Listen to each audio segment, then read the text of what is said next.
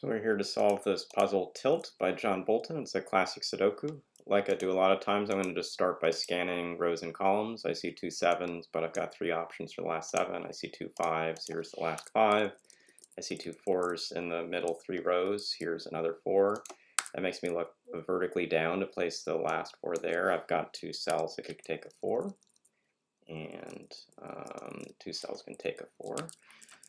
In the bottom space, I've got two nines, which give me the last nine. I have two eights, but there's no note I can quickly place for them, and I've marked in the fours. In the columns, I've got two eights up here, so we've got another eight we can place. I have in the center set three fives, three fours, two eights. Here's the last eight, two sevens. Here's the last seven. All of those look to be pretty good jumping points. For instance, the 8 comes over, the 7 comes over. When the 7 comes over, it puts in another 7 here up above. But a different set of things that we can start to see is we're really starting to fill in some of these smaller cramped spaces. So this middle box in the center bottom has 3 cells left in it. We have a 1, 3, 6 to go, and those all sort of flow out. We now have this space where we've really put in all but 2 digits, and 2 and 1 are naturally enforced, and we've got 3 and 9 left to go, and those come in. Having placed 9s, let's look for other 9s. I quickly look over here, but then see I've got a 9 already down there, so this is a 9. It hits our 4 note, which is going to quickly put in digits. We've got that 9 looking us in the same time for another 9. This is the last place for that 9, which gives us a 7, which is a quick intercept again of our notes, which puts in 2 7s. Puts in a 7 up here, puts in a 7 there. We're just tracking digits we're looking at. We're coming back to the space. I have an 8 note in, but I've got one more digit to think about, and that's a 3, and the 3 can't be on the left side, so it's on the right side. So it looks like this. Put in the 3 note down below. I'm still scanning the grid for interesting spaces. This space over here now has 1, 2, 3 to go, and the top can't be 2 or 3, so we put that in, put in the 6. We can mark what these remaining things are. Here's a 2, 3, and here's a 1, 9, so we're filling in that space.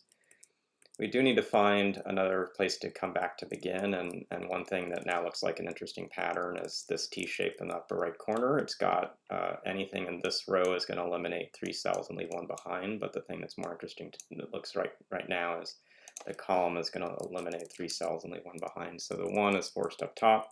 This comes over here, places this as the last one because of the digits already below. That 1 hit a 4 note, which is an 8 note, and all those numbers immediately come in. That 4 comes down as well. With the 8 being placed, I want to look for another 8, which is coming over here. Now in this bottom box, we've got just 1 cell left for an 8. That puts all the 8s in the grid. Coming back to where I was making that big progress with the 1, 4, 8, so I don't overrun my progress. I've finished this row, so I put in the last 2. That puts another 2, 3, puts in another 2 down here. Another 2 over here. We've got a 5. The 5 is going to come up top to one of these cells. We've finished that column also though, so the 1 comes in. That places the last one down here. This is now 3, 6, 7 to go, and we don't have those numbers yet, but if we look over here, we're going to quickly fill some of them in. This is a 3, 6, 3, 6, so we're going to actually come up to this box, which can't have a 3 here or here, so we get a 3, get a 3, get a 3. This is now 6 and 7. The 6 is going to come across and come to another cell and come to a last cell. We've got a 5 coming back through the grid, 5, 5, and 7, and we finish the puzzle. So again, a puzzle which mostly used standard steps, just singles and a few pairs maybe. But again, tracking what digits to use through the grid and tracking the next stages for progress were things that were in my mind as I was talking through the puzzle. So I hope you got a sense of how I do easy Sudoku, and see you again soon.